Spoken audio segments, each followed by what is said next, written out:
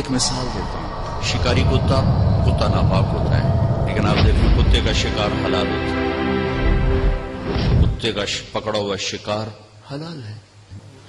عدی بن حاتم کتوں کے شکاری تھے رضی اللہ تعالیٰ عنہ، ان سے شکار کے مسائل ملے ہیں۔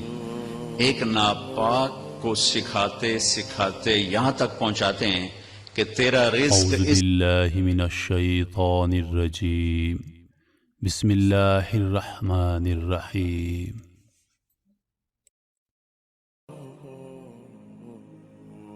قرآن میں کتے کو نجس العین جانور 3 باتوں کی وجہ سے قرار دیا گیا ہے۔ کتے کی وہ کون سی 3 فطرتیں ہیں جن کی وجہ سے وہ نجس جانور قرار دیا گیا؟ پہلی فطرت یہ ہے کہ وہ اس وقت جب اللہ تعالی اپنی رحمتوں کا نزول شروع کرتا ہے، اپنی نعمتوں کی بارش کرتا ہے، تو وہ اس وقت اوندھے منہ پڑ کر سو جاتا ہے، یعنی ساری رات جاگتا رہے گا، اور جس وقت اللہ کی رحمتوں کا نزول شروع ہوتا ہے تو اس جانور پر نیند کا غلبہ آ جاتا ہے۔ دوسری فطرت یہ ہے کہ وہ اپنے ہمجنس کو دیکھ کر ہمیشہ بھونکے گا، نفرت کا اظہار کرے گا۔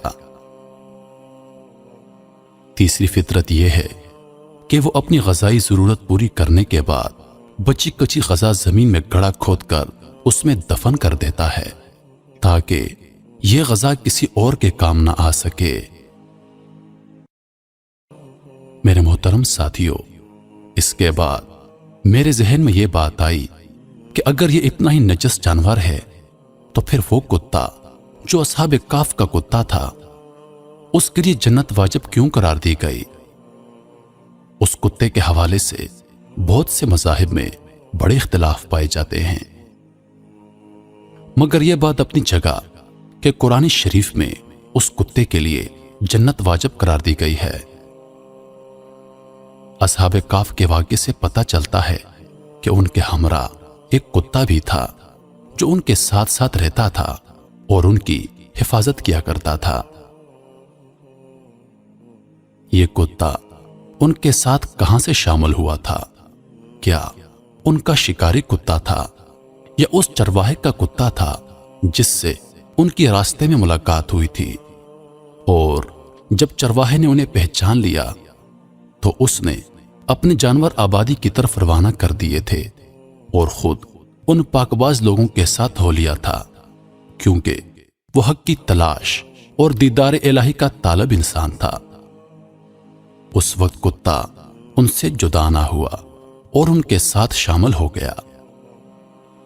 پھر جب دشمن غار کے قریب آئے تو اس کتے نے اپنی فطرت کے مطابق بھونکنا چاہا، مگر پھر ایک دم رک گیا اور سر نیچے کر کے بیٹھ گیا۔ دشمن نے جب دیکھا تو وہاں سے یہ کہتے ہوئے گزر گئے کہ اگر یہاں کوئی انسان ہوتا تو یہ جانور ضرور بھونکتا۔ اس کتے نے اپنی فطرت کو چھوڑا۔ یہیں پر حکم ہوا کہ اس کتے پر جنت واجب ہے۔ محترم ساتھیوں، یہ تمام باتیں تفصیل سے بتانے کا مقصد یہ تھا کہ جب یہ بحث چل رہی تھی تو میرے ذہن میں ایک عجیب سی کشمکش، ایک عجیب سی بے چینی تھی۔ میں عجیب سی گھبراہٹ کا شکار ہو گیا کہ بحث چلی کہاں سے تھی اور کہاں جا پہنچی۔ میری بے چینی کا سبب یہ تھا کہ وہ تمام فطرتیں، وہ تمام عادتیں جن کی وجہ سے کتے کو نجس العین قرار دیا گیا، وہ ساری فطرتیں، وہ ساری عادتیں تو مجھے کسی اور مخلوق میں بھی واضح طور پر نظر آتی ہیں۔ میں اس حقیقت سے نظریں چرانا چاہ رہا ہوں، مگر یہ سب اتنی واضح علامتیں ہیں کہ مجھے مجبور اس بات پر سوچنا پڑا۔ آپ خود فیصلہ کیجیے کہ کیا یہ سب باتیں، یہ سب عادتیں ہم جسے اشرف المخلوقات کے نام سے جانتے ہیں ان میں نہیں پائی جاتی؟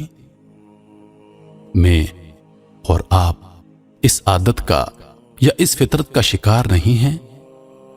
ساری رات اپنی بے جا مصروفیات میں جاگ کر طلوع آفتاب کے وقت سو جانا کیا میری اور آپ کی روٹین کا حصہ نہیں ہے؟ اپنے ہی بہن بھائیوں کو نفرت سے دیکھنا، ان کے لیے آسانیاں پیدا کرنے کے بجائے مشکلات پیدا کرنا میری اور آپ کی فطرت کا حصہ نہیں ہے؟ اپنی غذائی ضروریات پوری کرنے کے بعد کھانے کو فریج جیسی مشین میں محفوظ کر دینا اور بعد میں ضرورت نہ پڑنے پر ضائع کر دینا ہمارا روز کا معمول نہیں ہے؟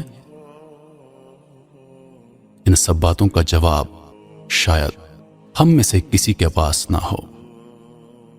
پھر میرا اللہ، میرا پروردگار، تمام جہانوں کا پالنے والا، 70 ماؤں سے زیادہ محبت کرنے والا، ہمیں اتنی بڑی مثال دے کر سمجھا رہا ہے کہ اصحاب کہف کے کتے نے اپنی صرف ایک فطرت چھوڑی تو اس پر جنت واجب ہو گئی، تو پھر ہم جسے میرے اللہ نے اشرف المخلوقات کا درجہ دے کر اپنی سب سے پیاری مخلوق بنا دیا، اگر ہم اپنی صرف ایک فطرت بھی چھوڑ دیں تو کیا رب العالمین میرا اللہ جو صرف اس بات کا منتظر رہتا ہے کب اس کا بندہ اس سے مغفرت کے لیے رجوع کرے، کیا وہ اپنی رحمتوں سے ہماری بخشش نہیں کر دے گا؟